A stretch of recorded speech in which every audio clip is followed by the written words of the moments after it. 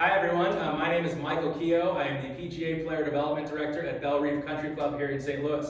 As a golf coach, I like to help my students remain athletic and help them with the fundamentals. I think it's the best way for long-term support and to help them have a quality game plan they can trust.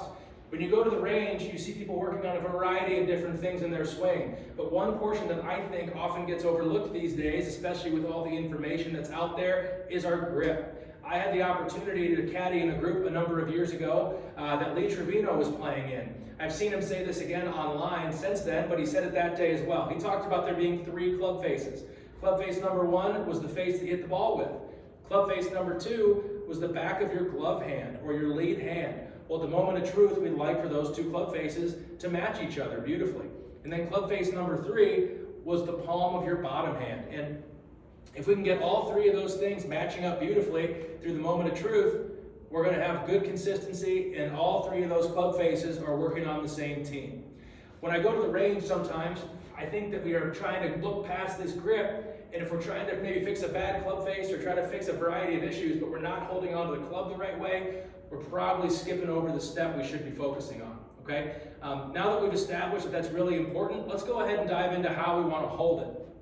I'm going to turn sideways here, and I'm going to hold this club straight up in front of me, nice and square. I'm going to take my lead hand, and I'm just going to make a hook with my fingertips. I'm going to take that hook fingertips, I'm going to go underneath the grip with it, and as you can see, I can support that club beautifully just by pinching it between my fingertips right there, and I got a lot of that hand hanging off that grip. I'm now just going to fold that hand right on top. I now have a full, clean range of motion with my hand.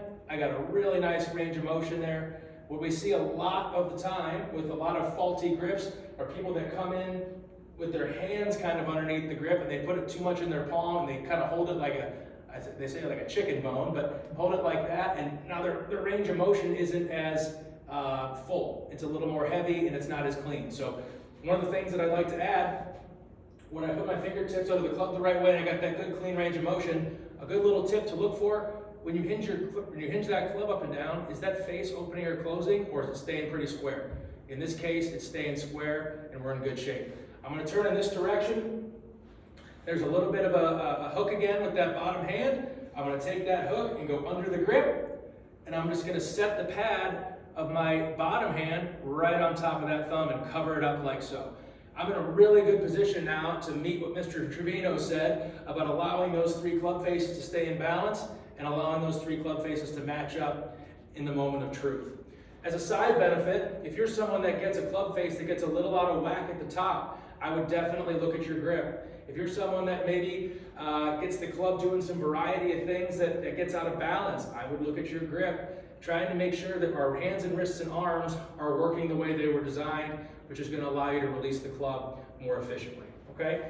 Now, if you're someone that likes something with a little more texture, I would definitely look at something like this, a training grip. A training grip is online. Obviously, Scotty Scheffler uses one on his 6-iron. That's become pretty famous these days. Most of us know that now. But these have been around a long time. You can find them on Amazon for $7 or $8. Have a PGA professional or any golf store slide it on there for you on a practice club.